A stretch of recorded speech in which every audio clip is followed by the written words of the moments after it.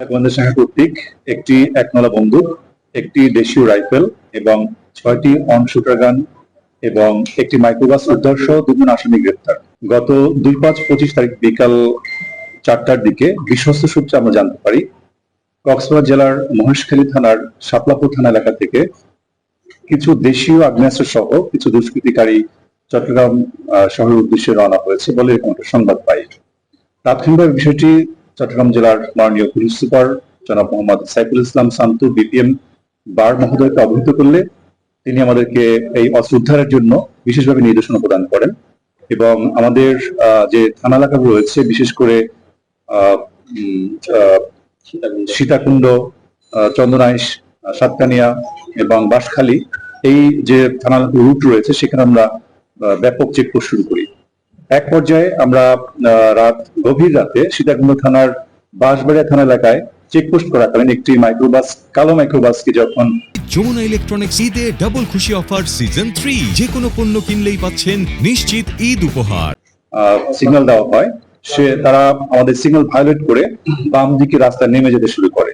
তখন সেই মাইক্রোবাসটি ধাওয়া করে আমাদের জেলা গোয়েন্দা শাখার চৌকস কর্মকর্তারা যারা আছেন তারা মাইক্রোবাসটি আটক করেন এবং সেখানে যে চালক ছিলেন এবং তার সহযোগী রয়েছে তাকে ব্যাপক জিজ্ঞাসাবাদ করা হয়।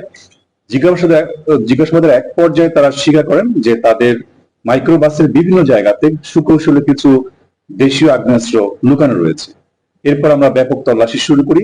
তল্লাশির এক পর্যায়ে মাইক্রোবাসের ড্যাশবোর্ড, সিটের পিছনে এবং বিভিন্ন জায়গায় একটি একনলা বন্দুক এবং একটি দেশীয় তৈরি রাইফেল এবং ৬টি অন শুটার গান সেখানে আমরা পাই এবং তাদেরকে প্রাথমিকভাবে জিজ্ঞাসাবাদে তারা জানায় যে এই অস্ত্রগুলো তারা মহেশখালী থেকে নিয়ে নোয়াখালী জেলার দিকে যাচ্ছিল এবং তারা এও বলে স্বীকার করে যে অস্ত্র ক্রয় বিক্রয়ের সাথে তারা জড়িত।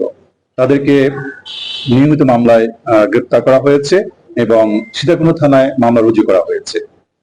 প্রাথমিকভাবে তারা জিজ্ঞাসাবাদের উত্তর দিয়েছে যে আমরা এই অস্ত্রগুলো নিয়ে যাচ্ছি, তারা বিক্রয়ের উদ্দেশ্যে নিয়ে যাচ্ছে, কিন্তু পরবর্তীতে তাদের রিমান্ডে এনে জিজ্ঞাসাবাদ করে পরবর্তী তথ্যগুলো আমরা বের করতে পারবো বলে আশা করি।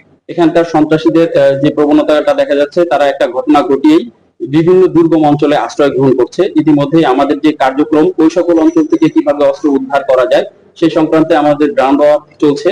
আশা করি খুব শীঘ্রই এই সংক্রান্তেও আপনারা ভালো রেজাল্ট পাবেন। এখন বলতে আপনারা হয়তো অবগত আছেন এবং আমরা কিন্তু একটা মিডিয়া প্রেস ব্রিফিং করেছিলাম, আমাদের মাননীয় পুলিশ সুপার মহোদয় প্রেস ব্রিফিং করেছিলেন।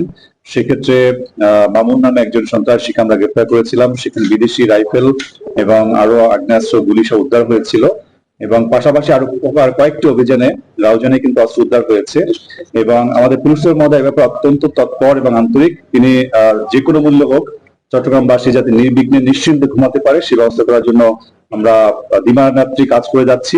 আমাদের যে থানার যে সরকারি অস্ত্রগুলো রয়েছে সেটা উদ্ধারের জন্য কিন্তু আমাদের অভিযান অব্যাহত রয়েছে এবং আমরা প্রতিনিয়ত গোয়েন্দা তথ্য সংগ্রহ করছি এবং সেক্ষেত্রে আপনারা হয়তো আশানুরূপ সফলতা দেখবেন আশা করি।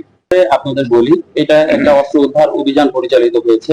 এর পরবর্তীতে আমরা আসামিদের যখন ব্যাপকভাবে জিজ্ঞাসাবাদ করার সুযোগ পাবো বিজ্ঞ আদালতের অনুমতি ক্রমে, তখন এটার উৎস, ডেস্টিনেশন এগুলো সম্পর্কে আমরা আরো বিস্তারিত তথ্য জানতে পারবো। এখন শুধুমাত্র অস্ত্র উদ্ধার কার্যক্রম এবং মামলা গ্রহণের প্রক্রিয়া সেটা শেষ হয়েছে। বাকিটা আমাদের যে তদন্ত প্রক্রিয়ার ধারাবাহিকতা, সেই ধারাবাহিকতায় আমরা বের করে নিয়ে আসতে সক্ষম হব। আমরা প্রাথমিকভাবে যে সিডিএমএস আমাদের যে মামলার রেকর্ড থাকে আপনারা জানেন, সেখানে এতে নামে কোনো মামলার রেকর্ড পাওয়া যায়নি। আমরা অনুসন্ধান করেছি আর তারা প্রাথমিকভাবে বলেছে এটা তাদের প্রথম অপারেশন, বাট আমাদের মনে হচ্ছে যে তারা হয়তো আরো অপারেশন করতে পারে। এটা পরবর্তী জিজ্ঞাসাবাদে তথ্যগুলো বেরিয়ে আসবে।